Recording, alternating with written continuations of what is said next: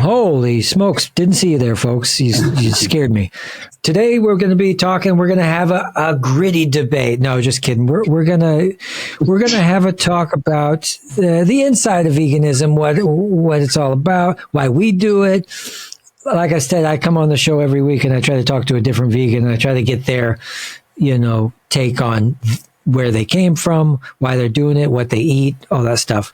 But today I got Jamie Pitcher. What's going on, brother? Just came here to talk to you.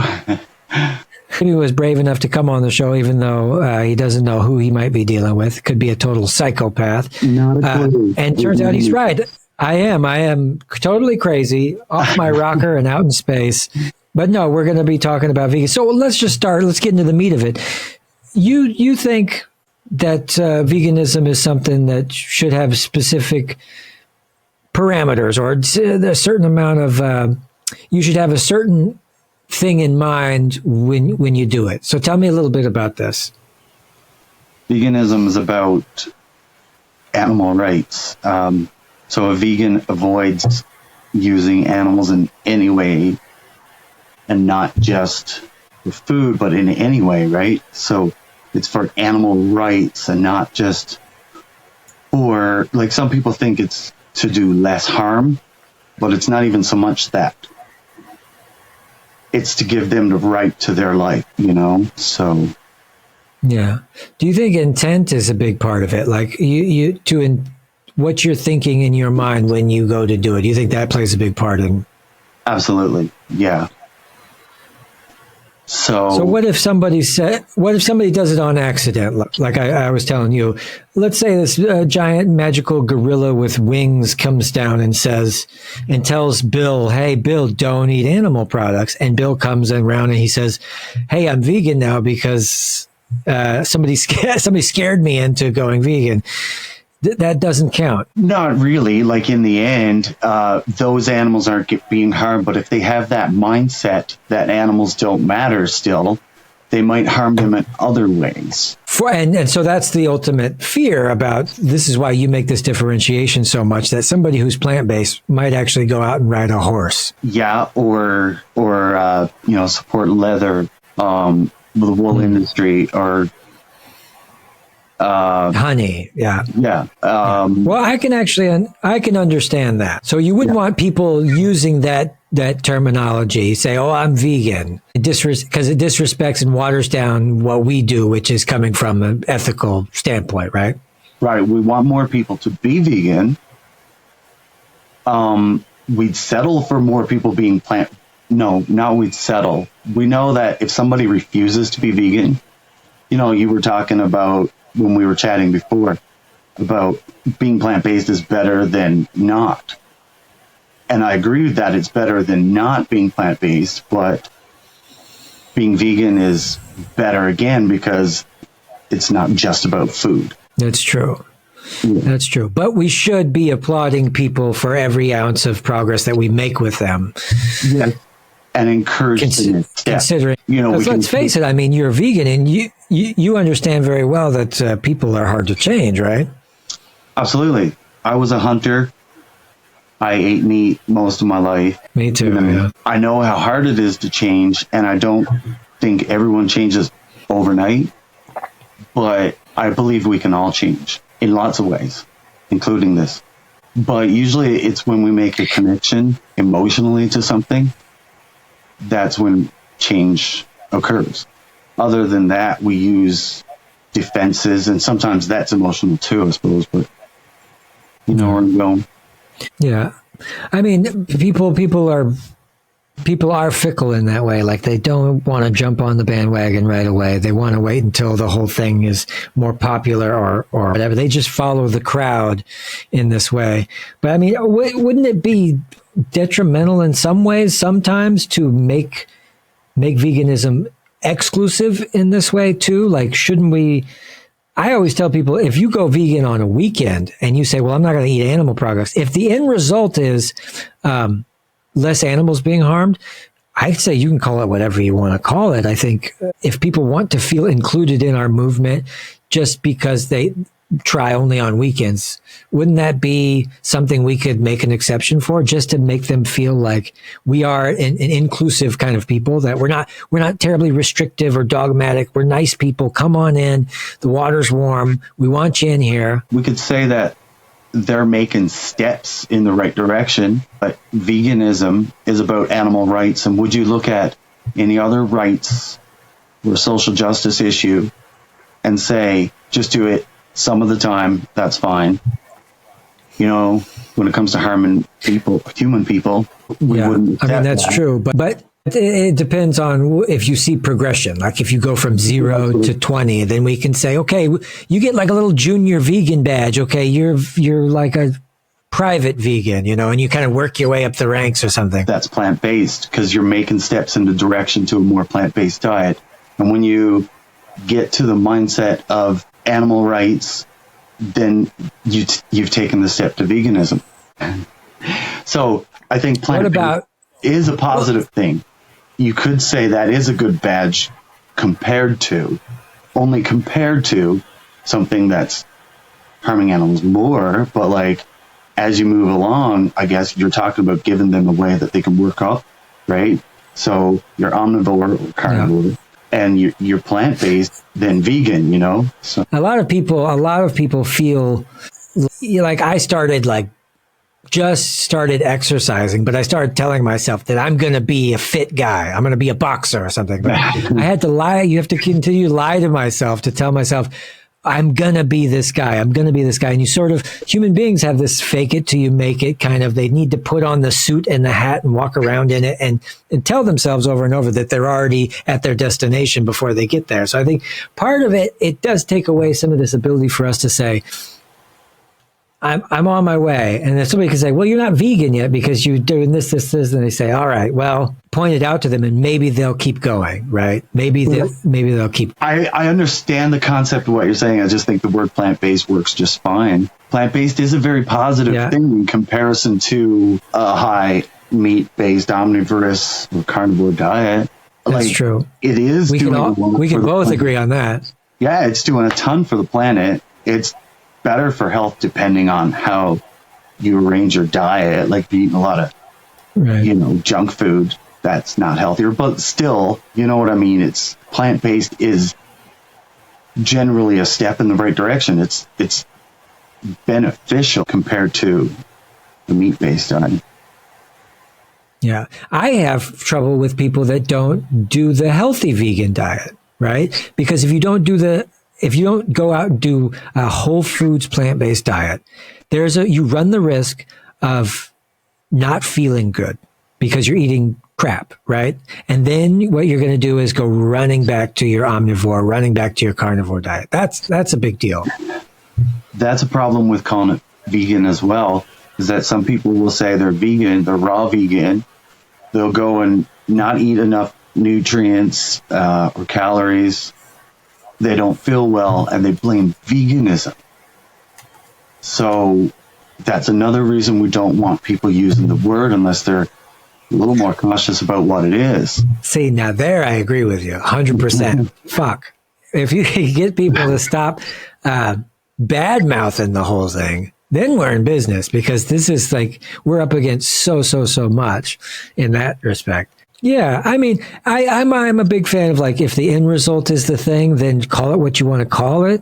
But we all know the truth. Sorry, don't mean to cut you off. I agree with you. If the end result is the same, but is it the same if they don't have the mindset for everything outside of diet too? Well, wouldn't this just automatically correct itself the minute that one of these plant-based people told his friend, hey, well, I'm real plant-based, but I had a little honey today and it was good in my plant-based diet or my vegan diet. And you could just say, bro, you're not eating a vegan diet. You're eating honey. So it seems like eventually that would correct itself. We wouldn't have, do you know what I mean? I do know what you mean, but if you look at how it actually is unfolding, I don't think it's working quite like that. I think there's a lot of confusion, and especially from non-vegans. And then so non-vegans and the way they talk about veganism, a lot of it is misconceptions, right? And this would help clear that up, I think, if we got our language clear. Yeah. Yeah. I mean, I agree to a certain extent.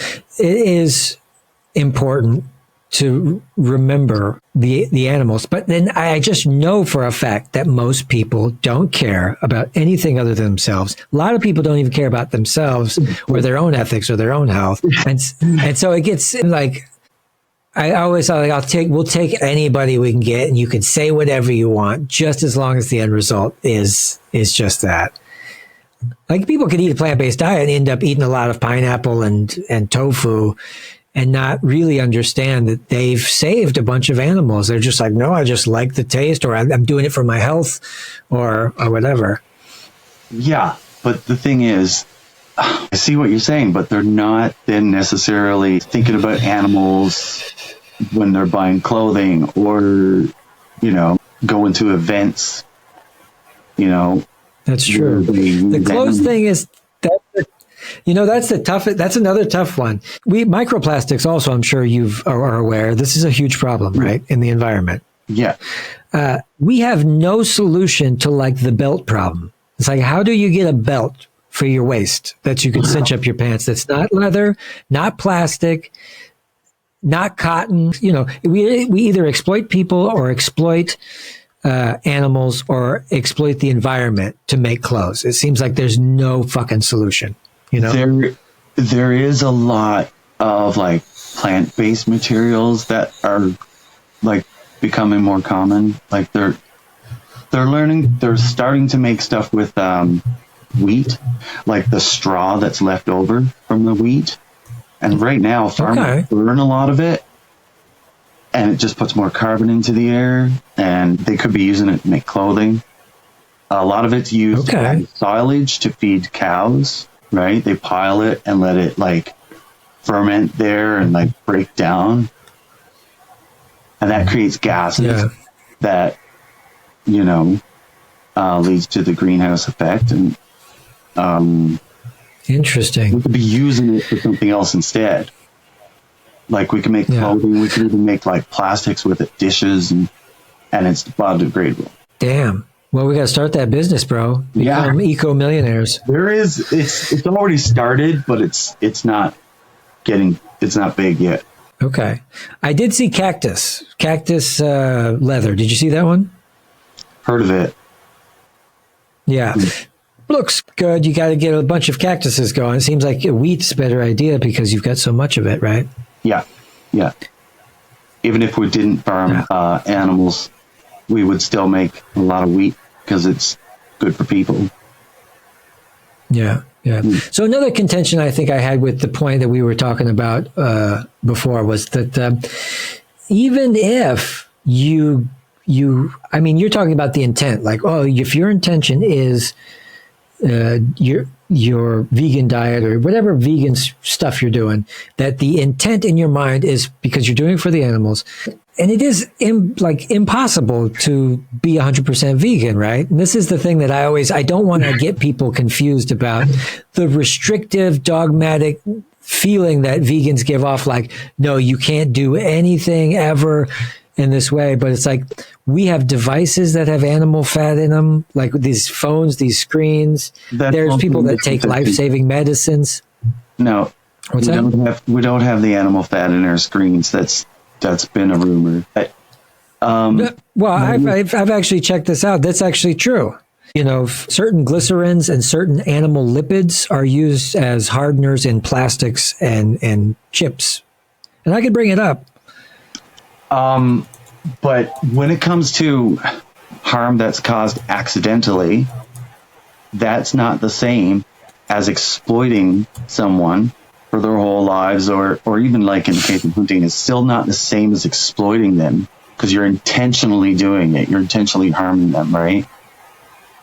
Yeah. So like, Well, that even becomes convoluted because, like, stuff like coffee, like, we don't see the torture behind it, and it doesn't necessarily, in the process, when you describe it, like, if I describe dairy to you, you'd say, well, that's exploitative.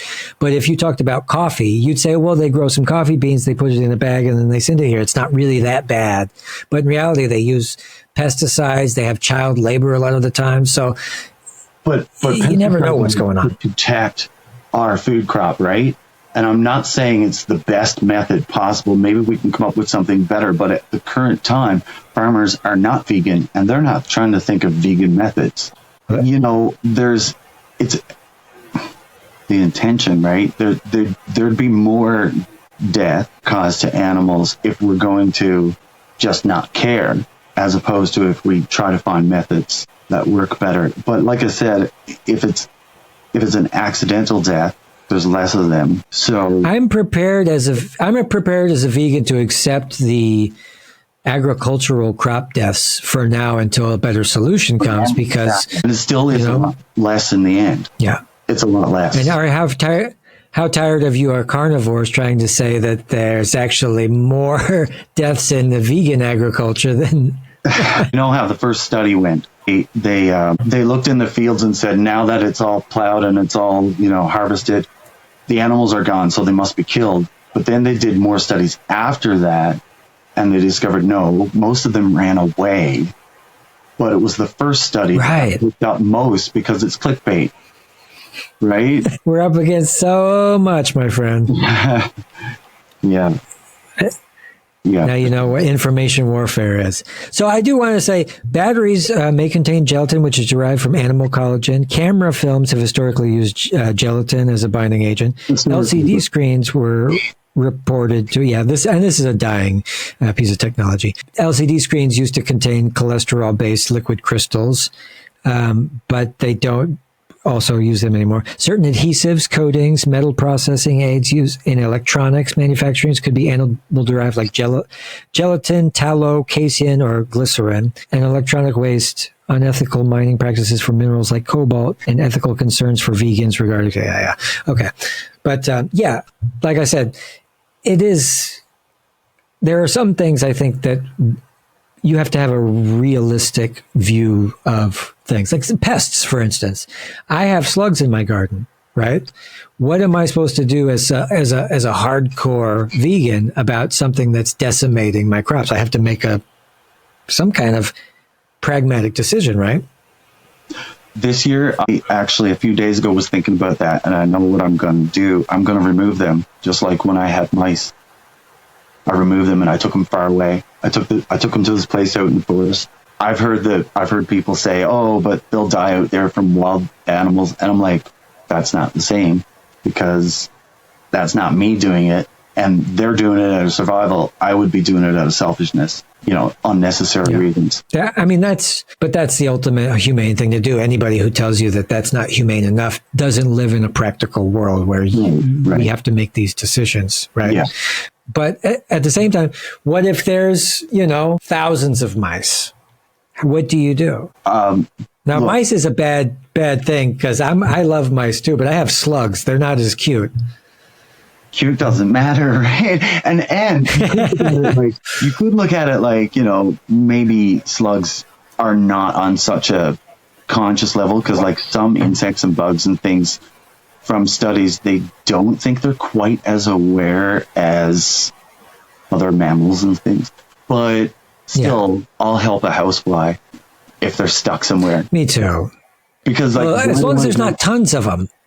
I'll still try. I don't want to hurt them, because even if there's some awareness, I don't want to be the one to mess with that and take that away from them.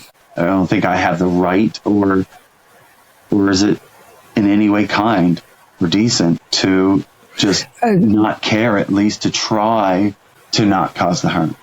I mean, in a situation like we're talking about pests, right? If you have to do it and you really can't think of another solution, and it's to protect something, that's called self-defense. I mean, you could excuse people for killing other people for self-defense, but you can't excuse someone doing it for their own pleasure, or because it's easier or better for the economy. See, and I think that's the practicality that most people who are like carnivores or like regular people who haven't even thought about veganism yet think of veganism as something where we're impractical people. Like we can make these fucking decisions if you know, as soon as somebody attacks me, whether animal or beast, I have a different idea about what's going on here.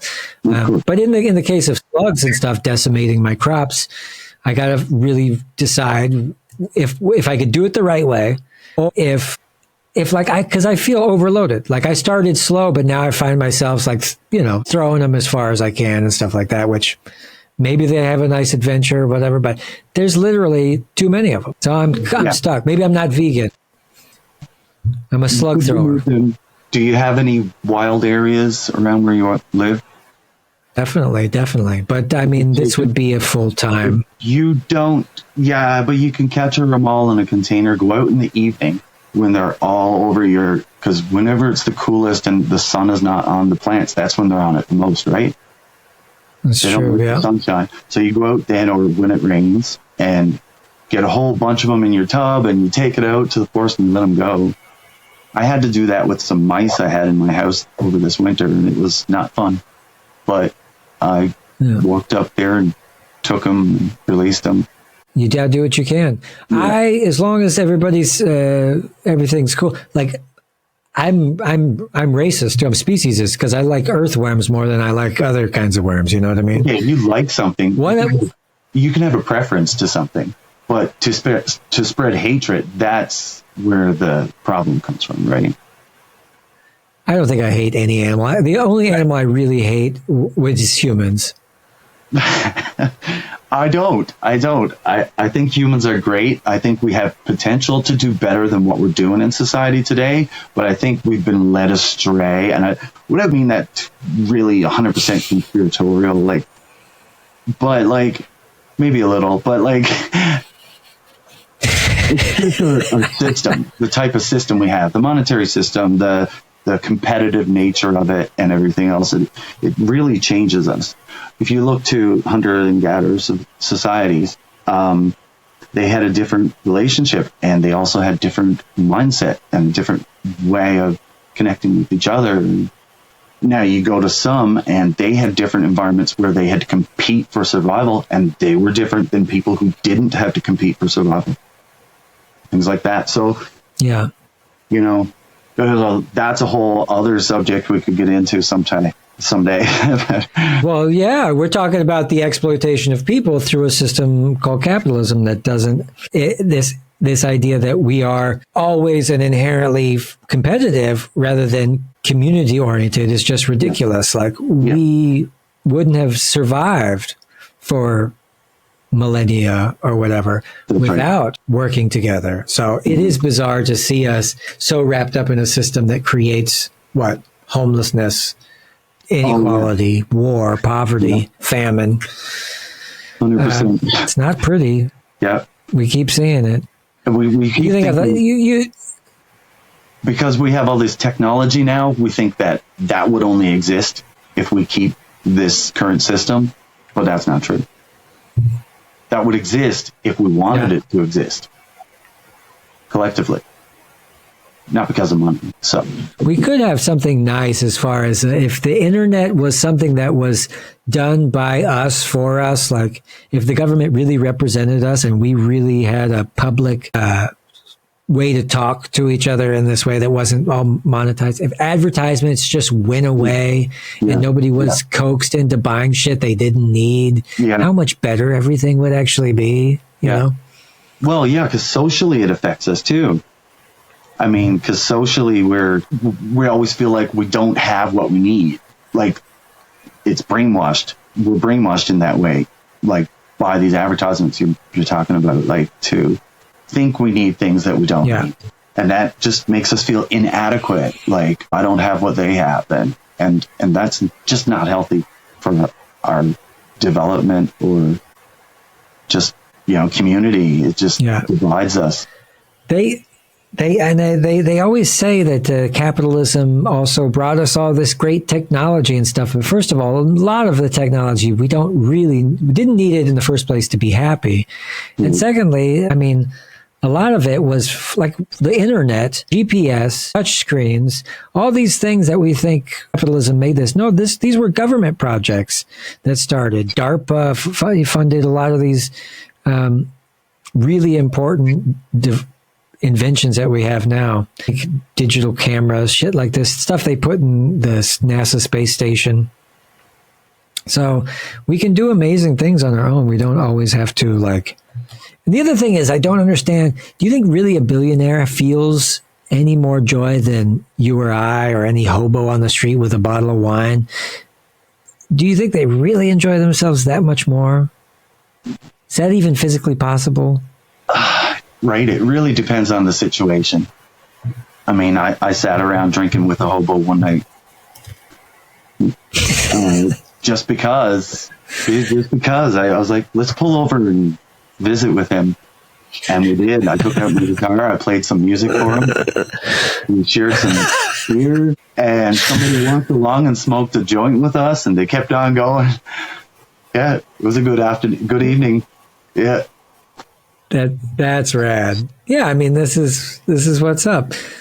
I tell you what, I was homeless for 10, 15 years, and it wasn't bad. It's all same ratio of bad to good that it is now. It's not really any different. It was very nice times. I know when the weather gets cold, we get minus 30, 40 here Celsius. Ooh. And even like sometimes with the wind, it could be minus 50. And there's homeless people. Wow. That's shocking. Oh, really? That's sad. Yeah. I was lucky. I was always on the move. I knew that wintertime come, I had to either get down further south. But in Canada, you can't do that. You can't just go further south. Nope. They don't want us. They'll let us in if we, we're going to do something good for the country. We can't just go over there and be like, oh, yeah, it's nice and warm here. Yeah. And just stay there. I got to be honest. I got kicked out of Canada. Did you? What'd you do? I came up on my birthday with a bunch of weird-looking people in a car, and we went over the Rainbow Bridge in Buffalo, and then we were trying to get to Toronto. And man, they didn't like us. And my buddy had a hockey shirt on from Buffalo too, and that just started the whole thing. They gave us a search, and then it just escalated from there. And I don't know if I'm allowed back in Canada, but tough crowd. Not so bad. I thought Fort you were McMurray, I think it's called. I thought you were going to say you were doing something like, I don't know, rescuing animals or something. No, I was a degenerate for 35 years. I didn't do anything really positive. I played music and I did art and stuff, but roamed around. I was just basically a thorn in the side of the society. But just a typical stone bum going town to town, playing accordion in gas stations. Right? You play the accordion. Cool. Yeah, which turns out it's not a popular thing. Probably not in gas. No, it's all right. Yeah. Tough crowd. Well, we did okay some of the time. You could make some money or make some gas and then get down the road a ways, keep traveling. Mm-hmm. Yeah. But, it's all right. But the point is, I wasn't ever vegan. Like, I didn't go vegan for a long time. I always loved animals. Always had every time I saw an animal, I thought, wow, this thing's magic. I took acid one time and I just stared at my dog and I started crying. I'm like, it's people. The dog is people. You were right. And since then I just knew. I thought, well, you're having your own experience. And now I can't even, I got spiders in the shower. I would get them out of the shower because they're too wonderful to screw with. Yep. Helping earthworms cross the road. I got frogs. Yeah. But no, it took a while. What was your vegan journey? How did you go? I mean, you said you were a hunter. That's a big turn. Yeah. When I was little, my parents had like sheep and some animals, like chickens and stuff sometimes off and on some years. But I remember when the lambs were being born in the winter, they were excited. They were like, oh, come see the little lambs. They're so cute and everything. Then later, I remember eating them. And I'm sitting at the table, a young child, going, wait a minute, what's going on here? And I brought it up, and I was told how natural it is, how normal it is, and how necessary it is. They didn't use exactly those words, but that's exactly what they said. I thought it was necessary. We had to do it. My whole life. So I became a hunter like my dad. You know, I killed animals too. You know, domesticated ones too. I caused a lot of harm, but you know, I believed it was the right thing to do. He taught me to, you know, how they say, do it with respect and all that, but I don't think that's good enough now. But if it were necessary, maybe it would be, but I don't believe it is. And so, yeah, I hunted and all that for years. And just gradually over time, I started becoming more and more plant-based because I was learning about health. Off and on, I was learning about health. But, I guess before that, at the end of high school, I started to become very into the environment because I was learning about what's going on. And I was really concerned about the environment. So then when I started learning about animal agriculture's effect on the environment, I'm like, yeah, I can't be doing that. But then sometimes I'd go back and forth. So I didn't stay fully plant-based. Sometimes I'd do it for a year. Sometimes I'd do it for 6 months. And just these last 3 or 4 years now, I've been much more into the animal rights. So it's been 3 years for sure that I'm vegan, but I've been off and on plant-based diets for a little over a decade, but it took time. Right on. But you wouldn't go back now, right? I mean, Absolutely not. No. Yeah, I can't imagine either me going back. Yeah, if I travel, sometimes I'll have honey on accident or whatever. But for the most part, eating meat or cheese and dairy and stuff like that is completely off the table. And you know, the other thing is, for the health thing is a big part of it, because this is really, milk is a weird thing to put in your body, isn't it? Really, but even if it wasn't, right? But yes, okay, you're right. It's really weird that we do that as a species. It's really weird. But you know, I try to be careful of the logical fallacy, you know, the natural nature fallacy. Even when it's in my favor, I try not to use it because I don't want to encourage someone to use it against me either. You know what I mean? Yeah. What is it? The nature fallacy? What is it? Nature fallacy. Oh, just because something is natural, or just because something is natural doesn't mean it's healthy or good. Oh, right. Nature is trying to kill us all the time. Right? We're always trying to fight back against nature. That's why we have homes the way that we do. You know, medicine. We're always fighting nature. So when people say, if something is natural, it's got to be good, that's completely false. Well, as George Carlin said, he said, well, monkey shit is completely all natural. It doesn't mean that it's good for you. Exactly. Or tastes good. Yep. Exactly. Yeah. Mushrooms, there's poisonous mushrooms. Yeah. I do forage sometimes. I like non-poisonous ones. Really? Yeah.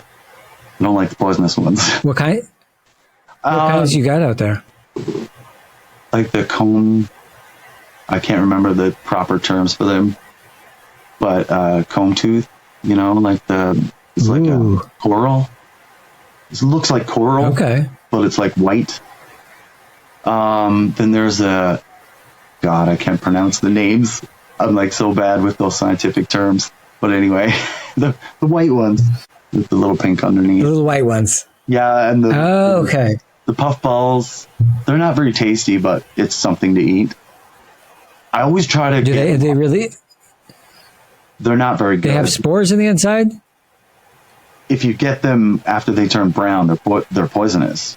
But if you get them while they're still white all the way through, they're good. Yeah. You guys get chanterelles or anything up that way? I sound like I don't know what I'm talking about because I can't remember the names, but I learned it from somebody who do know what they're talking about. But yeah, and if I don't know what it is, I certainly don't put it in my mouth. That's smart. Yeah. I have yet to actually do that. I'm scared that I don't trust my own stuff. But I would go with somebody else who knows and eat it, because I love exotic mushrooms now. Yeah. But there are kinds that are similar to other kinds that are dangerous. See, I don't eat those because I'm afraid I'll make that mistake, right? But Yeah, morels.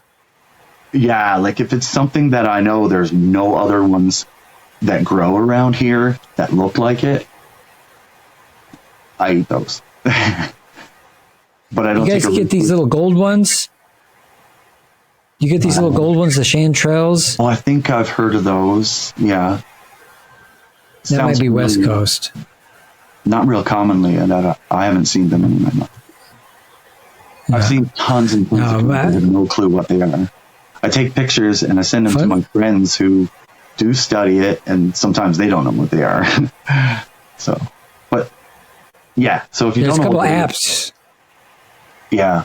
And even then, you can't 100% trust it. Trust it, no. You got to be careful. You could just take a little bit. You still got to be, yeah, I wouldn't go with that. You know, you take Well, I talked to a psychologist, okay, and he said only about 10% of the mushrooms will kill you. Yeah. Something like 60-70% will make you sick, and then 30% are edible, something like this. That sounds about so there's not like a lot that'll kill you. I know, but I just don't want to get the wrong one, right? You'd have the runs for a week. Yeah. And then there's some, if you've had alcohol in 3 days, it will kill you. But if you never had alcohol, really? Yeah. Some of the inkies. Whoa. Ink mushrooms, yeah. Yeah, see, it's a tough thing. I'd be very careful. I haven't drank now in like 3 years, just about. No more alcohol. Congrats. Yeah. Thank you. Why'd you quit that? Well, I do try to be healthy, and I try to eat a variety of plants and stuff, and I'm always thinking about my microbiome since I learned about it a few years ago. And microbes are killed by alcohol. So I'm trying to work on creating a healthy microbia, within me, and then I would pour alcohol in it. That just don't make sense. And plus, there's social issues. It doesn't always make everybody better people, and I don't think it made me a better person. So there's that too. In fact, it can also increase your risk of, dying from heart failure, or that's true. It can damage your DNA. A study out of Japan recently said that it'll dismantle your DNA. If you drink just one drink. They used to say, drink a glass of wine with your dinner.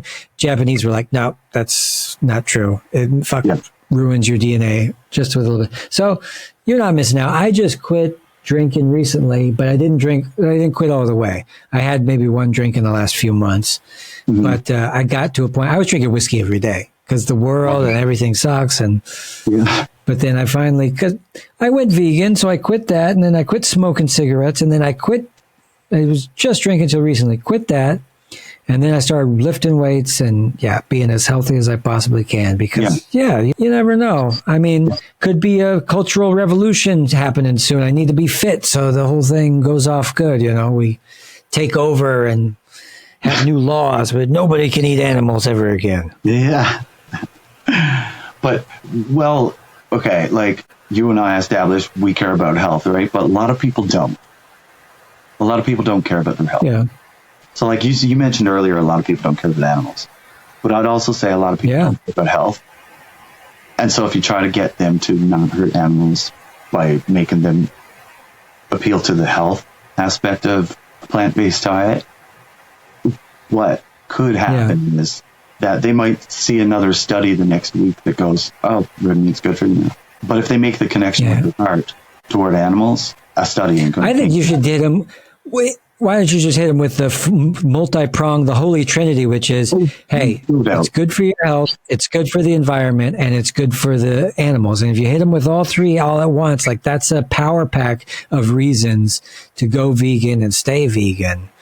But you have to be careful when you say it's good for your health, because you have to, I think you should give the disclaimer that depends on how you arrange your diet. You can have a good vegan diet or a bad vegan diet. So therefore, it's plant-based. That's true. You know what I mean? And that's what they'll say. They'll say, "Well, I knew a guy. He only ate potatoes and he almost died." I'm like, "Okay, well, that's and I have to correct them. I say that's because your friend's an idiot, and and this is why I always advocate first and foremost that the whole food plant-based diet. Eat a diet rich in grains, whole unprocessed grains, no white flour, none of this stuff, no processed foods, no junk foods, no frozen pizzas, but actual seeds, nuts, legumes, lentils, beans, tofu, tempeh, vegetables, fruits. Boom. Yeah. Minimally processed. You can't go wrong. No added sugar. A lot of people go on the carnivore diet. They go, I lost 700 pounds on the carnivore diet. And I'm like, yeah, you stopped eating sugar. That's what happened. Yeah, exactly. You stopped eating refined flour. Yeah.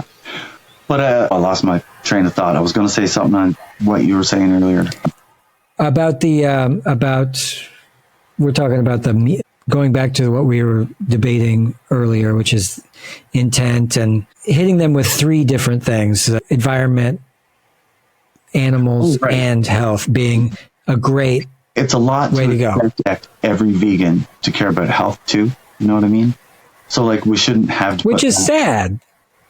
I get it, but if they personally don't care, at least they're choosing to live their life in whatever way they want without hurting animals.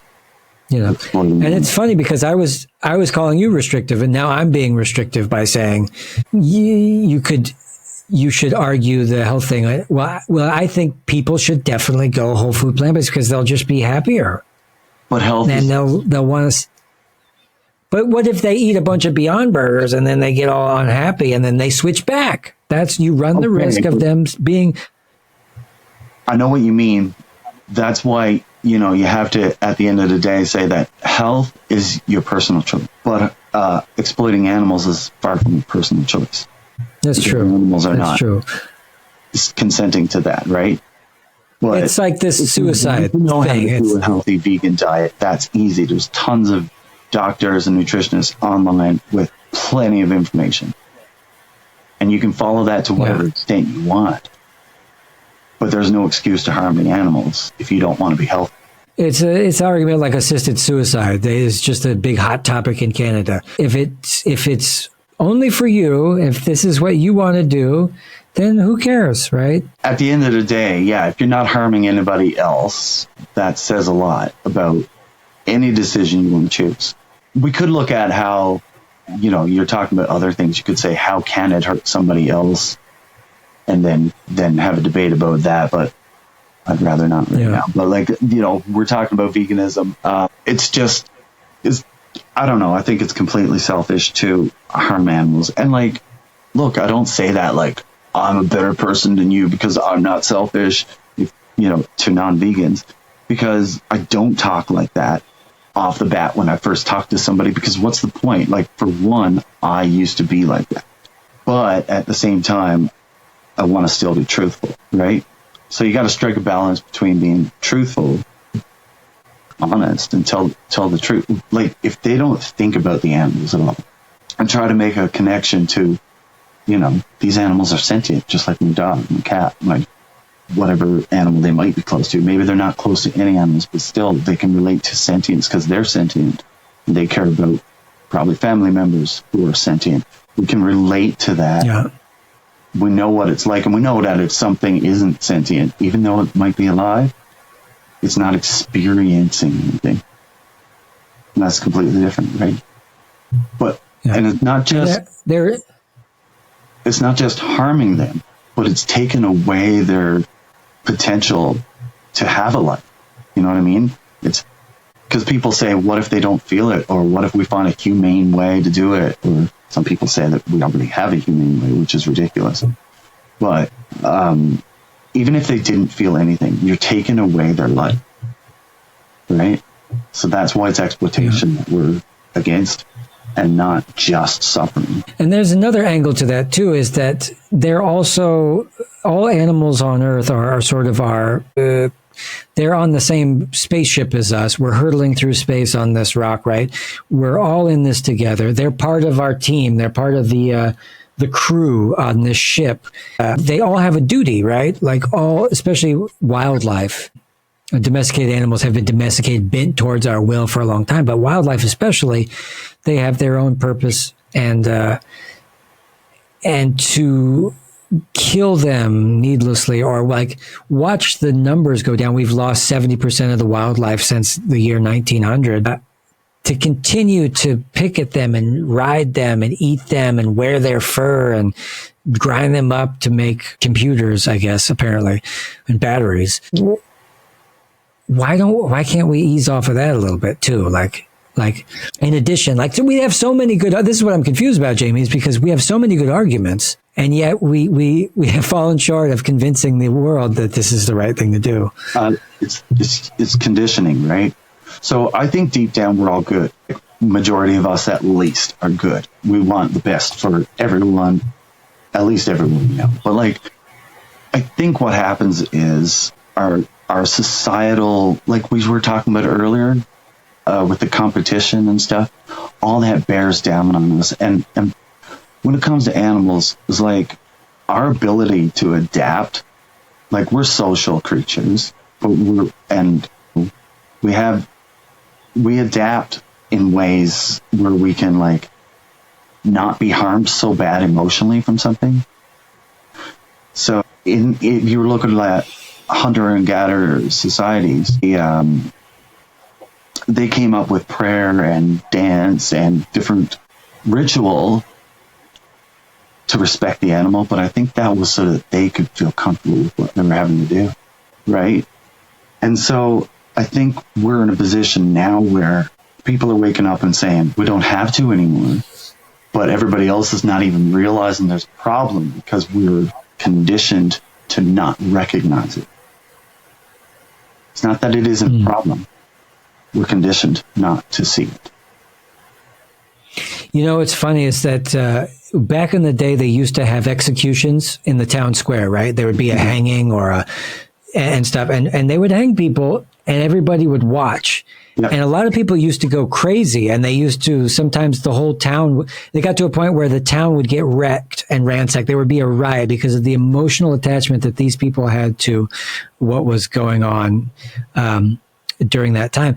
And so what did we do as a society? We decided to make it more humane. And what we did was we moved executions and prisons all the way to the outskirts of town and did it behind locked doors to where nobody can see it. And I always found that to be, isn't that ironic? Yeah. Isn't that just sick? Yeah. Yeah, no doubt. And I think, people have to do something that's different if you have to kill to survive. But I also think, not everybody liked it or was ever good at it. And that's why within a tribe, some people did certain jobs and some people did other jobs, because not everybody wants to kill. And I think the mother takes care of the children, and they wouldn't want to kill something. They wouldn't work. Even with men, not every man wants to do it. And, everybody had roles that they played. But that's a lot to get into because I don't know everything about their cultures either. Me either. And there's so many different indigenous cultures out there. And there's so many, and they're all different. They're all unique. But I've been listening to some of them, and they are compatible with veganism. Like, they have rituals, and they're afraid they lose the rituals if they stop eating meat. But at the same time, I think they can come up with other rituals that are very similar. But yeah, here's one for you: is the Inuit tribe is the constant argument that I hear people bring up to me. Yeah. And what's your answer? Saying, well, Inuits shouldn't go vegan, or that's fucked up to make. What do you think about that? I think if they can, they should. Just like anybody else. I'm not going to look at somebody from a different culture and say, you're excused from morality. But these are Eskimos that live way up in the north, like where they only eat walrus. If they can. So if they I think they could. Well, then why excuse them from morality? Take it to a human scenario instead. There's female genital mutilation that happens in some places, and most people in the world look at that and go, something needs to get done about that. That's just wrong. Nobody ever says, but that's their culture, so let's ignore it. Some people say that's their culture, so we got to tread carefully. I understand that, but to say just ignore it and let them continue, no. Yeah. Educate. I'm actually with you 100%. Because first of all, these Inuit Eskimo guys, God bless them, they're up there. They are running out of food anyway because we've got climate change, so they can't get the same walrus stuff. They were eating frozen fish instead of eating the walruses that they normally do. Yeah. And they're gonna. The thing is, we're at a point where we have to change our great cultural customs from days of yore. You know. Yeah. So you're saying in some ways we're almost kind of being forced to change. In a way, yeah. I mean, look, this is why they're also pushing it. The environmental problems with animal agriculture has made it so greedy capitalists have actually come in and put tons of money down on plant-based foods, which I have mixed feelings about, you know? Yeah, well, yeah, for sure. But we do live in a capitalist society, so we have to use it for now. Well, we're lucky we got that. I mean, I'll applaud to all progress when it's made. Yeah, it's fine. Yeah. I agree with you there. Make me strange bedfellows with Bill Gates or somebody like this, or one of these people who their fortune alone makes them an unethical sort of problem in the universe, causing probably unknown amounts of poverty. But whatever, That's another person. Some of the people say Bill Gates is investing in plant-based, so therefore plant-based is corrupt. Like, I know that hurts. Really? That hurts. That's how logic works. No, he's investing in it because he sees an opportunity to make money. As simple as that. Yeah. I tell you, we're up against a lot. We're up against a lot of stubborn people fishing for excuses, fishing for anything that'll tell them, no, you're fine. Stay the way you are. Keep eating meat. Don't worry about anything. They look for anything. Yeah. No What's doubt. some of the best excuses that you've heard? I'll tell you all mine. You tell me all yours. Okay. Yeah, I don't know. I don't know. I can't think of none offhand. I just what think about? I've never heard a good one. I've never heard one that stands up to scrutiny. Really, that really justifies it. I haven't heard one nowhere. That's what I know. They're all. Well, you've heard all the fake ones. The monkeys are, or what is it that we have these teeth because we're tigers, something like this. Yeah. Yeah, well, that's just ridiculous. I mean, our teeth are. Well, look at the hippopotamus. Yeah, hippopotamus got gigantic canines, but it's definitely a herbivore. You need to eat a lot of meat because otherwise you won't get enough protein and you'll die. I mean, that is the case for some animals, but where is the evidence that it's the case for us? Right? Yeah. And most of the animals on the planet, that's not the case. Most of the animals are predominantly thriving on plants, right? I got to grow up strong. Somebody say, well, if I want to be strong like an ox, so I'm going to eat a lot of meat. Well, an ox eats grass, right? Yeah, that's another good one.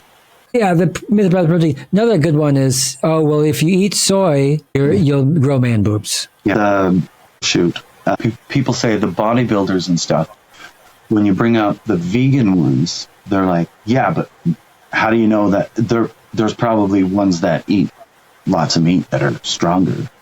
And are you trying to be as strong as any of them? You're just an average person doing, everyday stuff. You don't need to be as strong as, the lowest ranking bodybuilder. So why do you need that? And that's where we go. We go from you don't get enough protein and you will surely die to being you're not as strong as the strongest guy in the world. So it's not good enough. Right. Yeah. And that's not what's good enough for you guys. Yeah, exactly. What else do I hear? I hear it all. I've heard it all. The crop dust thing, that's a one comes up all the time. Ted Nugent gets on fucking Joe Rogan and just starts talking, and then pretty soon the whole world's saying, well, you know that every field mouse and every field mole and... You know where they heard it? Because they actually say it just the way he said it. That's what I'm finding. Yeah. Like I can tell where they've heard it, and a lot of it is the Joe Rogan show because you know it's word for word, like, pretty well. He starts with the ground mole. He starts with ground mole or ground mouse or something like this. He starts with these same animals in the same. I go, okay, you saw that too. Okay. He's an avid hunter, and he wants to convince people, and he wants to convince himself. You know. Yeah. He's not a scientist. I don't even think he's a farmer. He probably knows a farmer, but farmers are not scientists. Most farmers are far from scientists. Some farmers, they do know quite a bit about stuff, but just because you know how something is done or a way it can work, I don't mean it's the only way it can be done or the only way it works. So a lot of times we hear people saying we can't grow all these crops without manure, and we can't, so therefore we need the animals and stuff. That's how they do it now. But we also have evidence that it can be done a better way, another way, without manure. I don't use manure in my garden. I haven't been using this ground a long time, but I use my AI app, and I ask it what plants will grow out of the plants I want to grow. Okay, I grew this in that part of the ground last year. What should I grow there this year? And it helps me figure out where to plant my stuff for the best, because some plants bring certain nutrients and minerals into the ground while taking other ones out. So if you rotate properly, you're replenishing the soil. You don't need many. And you do your own compost, and are you regenerative in that way where you got everything working for you? Yeah. Yeah. And personally, you don't even need all by hand. What's that? I do it all by hand. Oh, really? I don't want to pollute the environment. Right. So why am I burning one of those 2-stroke engines? And I mow my grass as little as I possibly can, because why am I running a 2-stroke engine? Just so the grass looks better for some people's perception of what they think it should look like. Plus, flowers are good for bees. Yeah. That's the saddest thing, is the average mowed lawn, totally dull, totally like a permaculture desert. There's nothing happening there. There's no biodiversity. Yeah. Let it grow. Let it all hang out. And you can pick some dandelions and bring them in and use them in some tea. Sometimes I throw them in my smoothies. If you don't like the bitter flavor, just use lots of bananas and peanut butter and stuff. It'll fix it up. That's so cool. I mean, I'm getting into it more and more because there's foraging, you know what I mean? Like you're doing, going out and finding stuff. Germany, apparently they do this culturally. There's so many things that they just are growing around. They'll turn it into schnapps. They'll turn it into anything. It's pretty wonderful. And I've been eating a lot of weeds. Yeah. Yeah. I make pine needle tea, spruce needle tea, birch bark tea, Labrador tea. Wow. Yeah. I always have tea when I go out with my son in the winter, and we have a fire and just enjoy the outdoors sometimes, and minus 20 or 30. And that's a trip. Yeah. Well, I'll have to come visit you one day. I'll check it out, see how cold it really is. It's cool. At times. Sometimes it just... Sometimes we get the Chinooks, where the warmer air comes across from BC and down over the mountains and warms us up, and we get wind and warm air for a week or so, and then it gets right back to minus 20s again. Are you noticing the effects of climate change where you are? A lot of fires the last few years, more than I've ever seen. And last summer I barely got out running because I didn't want to run with such bad air quality. This year so far has been more dampness, but it's not really wet. We're not getting a lot of rain, but it's pretty good right in my area. I can't say that for the whole province or anything. And the summer is just starting. It is. Yeah, my plants are just little baby. Yeah, mine are too. Like I said, I got the slugs. It's been raining every day. I'm hoping that the sun comes out here soon. Yeah. Yeah. Do some kind of sun dance or something. Get out there and. Well, what do you say? You want to come back and chat with me again? Yeah, we can do it again sometime. I appreciate that. If I ever get a carnivore in a debate, you should come on and debate these bastards with me. I don't know if I'm a good debater, but I'll definitely talk to him. Yeah, we got to convince the people here and there, see what happens. So we didn't get to a conclusion. Let's see, what did we conclude here? That we want people to go vegan no matter what, for their reasons. We want them to remember that it's primarily for the animals. But if I don't know, I think if people are really desperate to brand themselves, I say go ahead. I don't, but I will say this. I will say that every step you take in the right direction to get more and more plant-based is better. But every day that you take and are not yet vegan, fully plant-based, and avoiding, animal exploitation at all costs as far as possible, then, just try to remember that, like, you're responsible for what happens to them. You're not responsible for all of them, but for the ones that you're purchasing or buying or using so that someone else replaces, you're responsible for that. And it's not to make you feel guilty. It's more like, for me, when I started learning the reality of it, I found it harder and harder to, like, eat some cheese or this or that, because I was like, I'm such a hypocrite.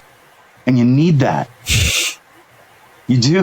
Because if you don't, you're not going to change. Yeah, and that's true. But sometimes we need that from a third party as well, somebody to come up behind you and remind you that what you're doing has the consequences. Like, I wouldn't have been vegan if it wasn't for my wife telling me what exactly my food, when I thought, well, I won't eat meat, but I'll still eat cheese because that's fine. And she's like, no, it's not fine. And here's why. And so sometimes it's not even within me to really understand. Sometimes I need an outside person to tell me, because look, let's be honest here. So many human beings lack basic discipline. Right. I was one of them. But the cultural push is to be not vegan. And even when they don't say anything, it just is, because you want to conform. You want to be like everybody else in a sense. Yeah. You don't want to be the outsider. Yeah. I've had people say, oh, you guys are just trying to start this tribe and you just want to be special. No, we'd rather be like everybody else. Most of us, but we just don't agree with what everybody else is doing. I said the perfect thing to somebody once, because they said, well, you vegans think you're all so high and mighty, you think you're better than everybody. I said, no, we don't think we're better than anyone else. That's the whole point. Right. I believe people are good. They just got to connect in their heart. Well, we're going to figure out the best way to do that, I guess. And we need all different types of methods. I always say we need strong guy vegans. We need all different groups of people to start representing vegan movie stars and vegan chefs and vegan,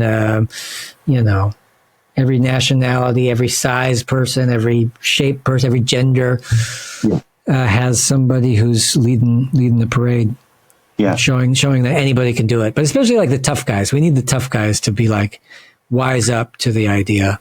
Yeah, I mean, some people criticize people who are very outspoken, really loud, and whatever. But I'm like, that helps for some people, and not only that, it keeps the conversation going. If we're having conversations about veganism, and people are hearing those conversations, that's good. Even if it's a negative conversation, and to some degree. You don't want all of our conversations to be negative, but like just keeping the conversation relevant helps a lot. Yeah. Are you trying to say I'm obnoxious? No, you're not. But like, there's people that are really accused of like, well, they're out screaming and pouring blood. They're doing this, they're doing that. That kind of activism is no good. And I'm like, I'm glad that's not all that activists do, but it does do something. Yeah. I think it definitely turns some people right on to what we're talking about in this mean, visceral sort of way. And other people, they just find it annoying. But a lot of those people who find it annoying probably wouldn't have gone wouldn't vegan do it anyway. Yeah, yeah, yeah. That's it. So, And I think about a lot of things people say.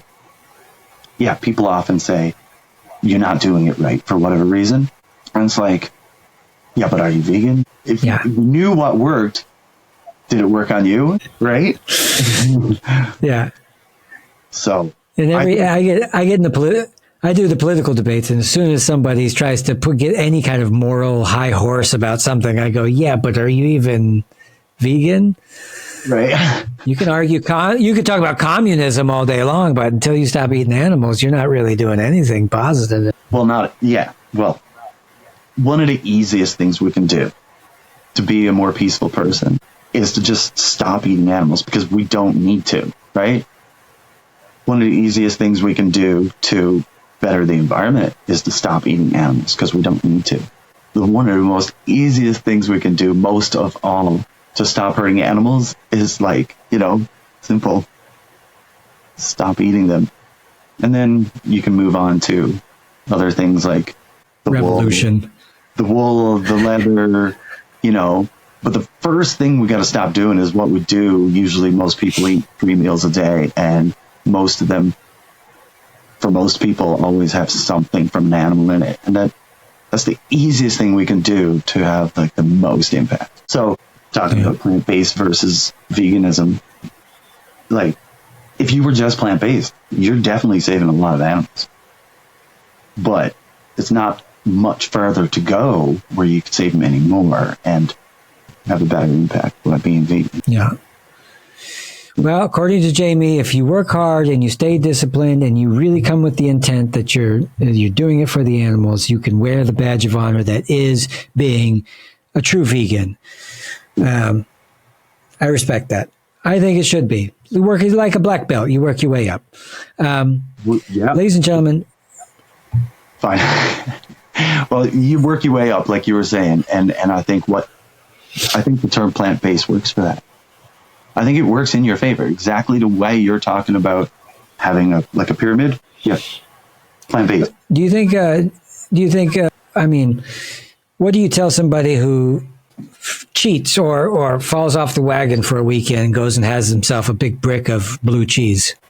Well, I think that they should just try to reconnect with the reason they wanted to be vegan or were on a plant-based diet, and think about if it is, we're talking about somebody who's doing it morally for animals, right? A vegan? Yeah. Okay. So yeah.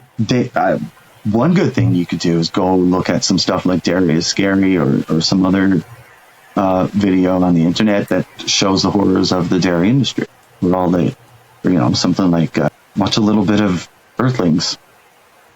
You'll come around, because if you were there once before, right, and you're actually considering doing that, it must be because you're not focused on it. You've lost sight of it temporarily, because maybe some people might lose sight because, like I said, we're in a culture where everybody else is doing it. I know. So if you had people that you were talking to all the time or hanging around with or whatever that are also vegan, that would be a different story. I'd find it much harder to understand a person in that situation, considering it, but somebody who's not thinking about it at all. I guess I could kind of see it. Honestly, though, it's about staying connected and knowing. You got to take some time to think about it. Did you had experiences with animals growing up, or have a dog or something where you really bonded in this way?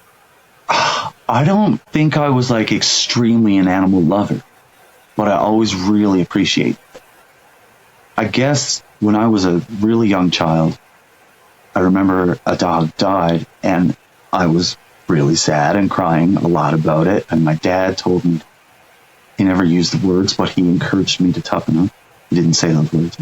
Can't remember exactly what he said, but he told me that they don't live as long as we do, and they will always. And so if you get too attached, this is what will happen, so you shouldn't get attached. Oh, honestly, that was bad advice. That was bad advice. That's bad advice. He meant well. He was trying to help protect me. But he told me to turn off my emotions. It didn't fully work. I did bond a little bit with, I had a dog I hunted with. I know that sounds messed up now, right?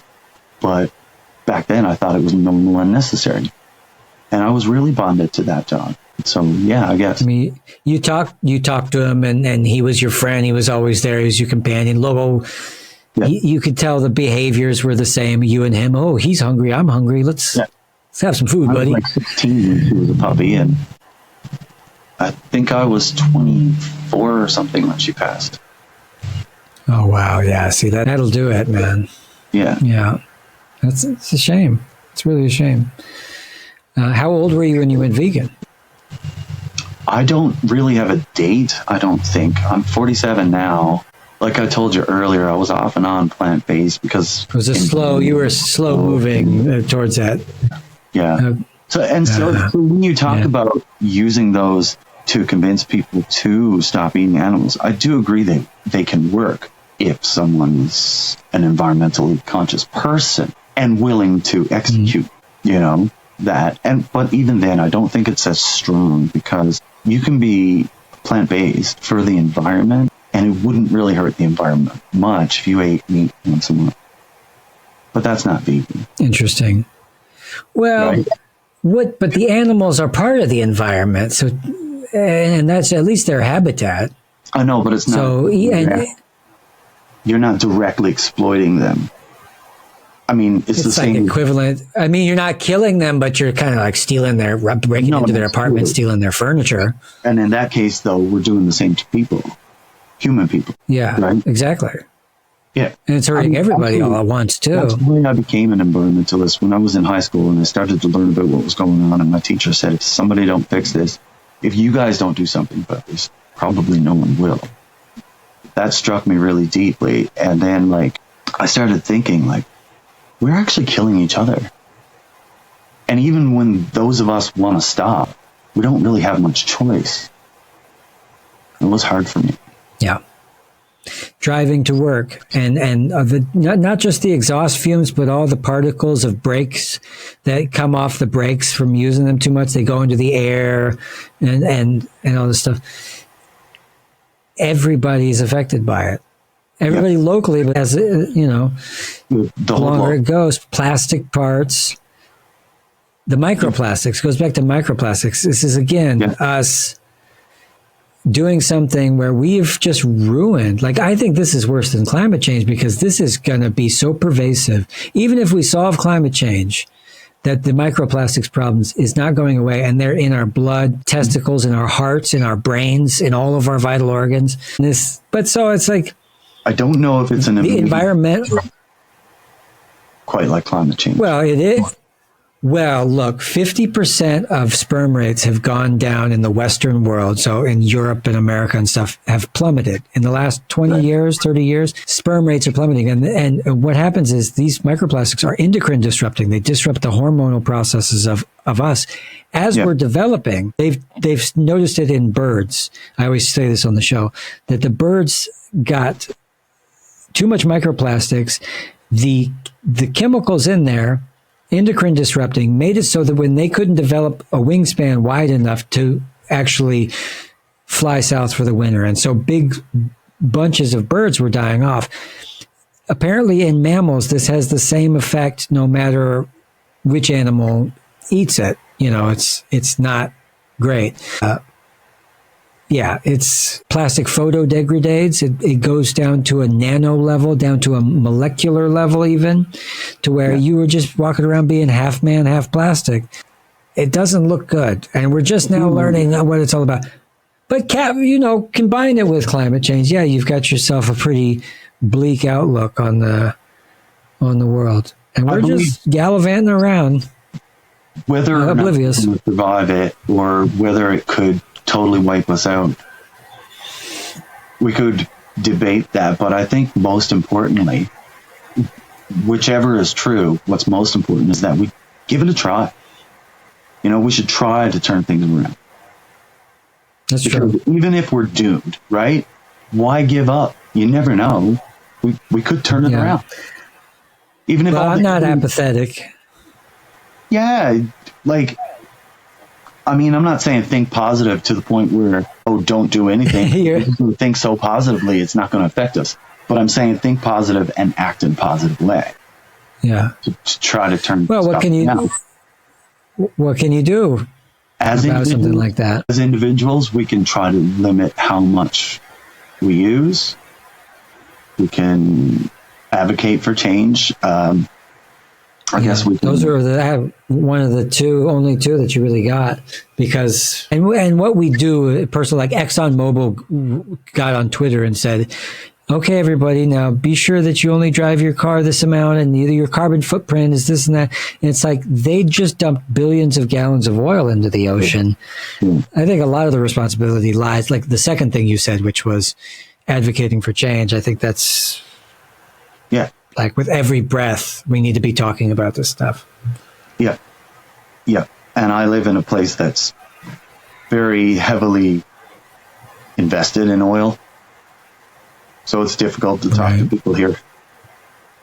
I just hope the world changes around us. Now, yes, we should make changes here. And, I walk to the store instead of drive 99% of the time. If I'm leaving town and I'm going somewhere that's miles and miles away, I'll drive. Well, like, I can go for a 2 kilometer, 3 kilometer walk and bring some groceries home in a bag. I can do that. That's what I'll do. I'm not saying everyone has to do that, but like that's something I'm committed to doing. Everybody should do. That's good. Everybody do something. Figure out what's in your immediate area that you can actually change. I stopped eating bananas. I stopped eating chocolate. I stopped drinking coffee. I stopped really going for anything that wasn't grown local. Like, I go as regional as I can. Yeah. I hate when they try to use local as a greenwashing technique, like for selling beef, like local beef. Yeah, like, because they're saying local to make you think it's better for the environment, but like it's good, better for the economy too. Maybe it's better for the economy, but who cares? Like, beef is horrible for the environment, and the vast majority of its environmental footprint is producing it from the animal and making the crops and all that. Not just the transportation. If you transported it from around the world, that's still only a small portion of the pollution. That's true. Beef is horrible. And then there's cruelty on top of it. And then I even fell for the grass-fed thing. Well, this was a grass-fed thing. And I was like, oh, okay, well, this is better, right? This is a happier cow. This is a more... I'm just being an asshole. I'm still eating meat. What the fuck am I doing? Yeah. You got to just cut it. That whole, what's his name? Adam Savory? Is that his name? The guy that did the... I think so. Yeah. There's no good scientific evidence that backs what he's talking about. There's some truths in it. Some parts of what he's saying is true. But, like, it's not nearly as good as what forests could do. Right? Those grazing lands aren't all right to a point. They soak up some of the carbon, sequester some of the carbon. But, like, at some point, that ground is just too full of carbon. It can't take much more. It's just right. But if you got trees and shrubs and animals and the whole ecosystem, you got so much more going on. And look at the mass of a tree. That's locking in carbon. Like, that tree is carbon based because it's taking carbon from the air, and the photosynthesis thing with the how plants work, right? It's a beautiful thing, man. It is. But that's carbon, right? That's the carbon that's no longer in the air. But if you take a look at the grass and then feed it to the cows, that's carbon back out. And they talk about how, like, the wild buffalo is the same as cows. No, it isn't. And for another, the wild buffalo used to die in the ground.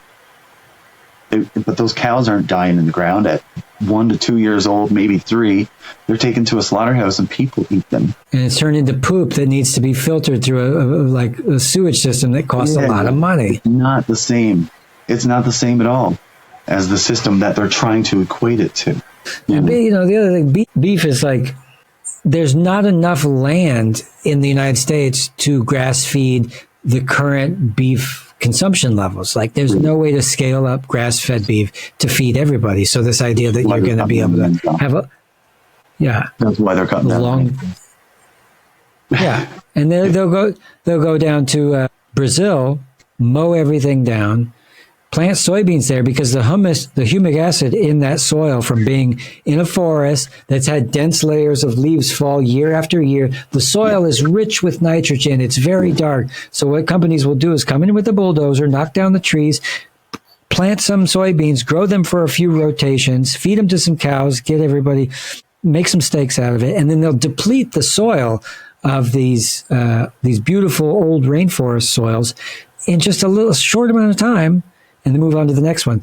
Once you learn how really fucked up, indefensibly industrialized agriculture is, with its burn and burn, like I don't give a fuck, that of hit it and quit it kind of, Yeah.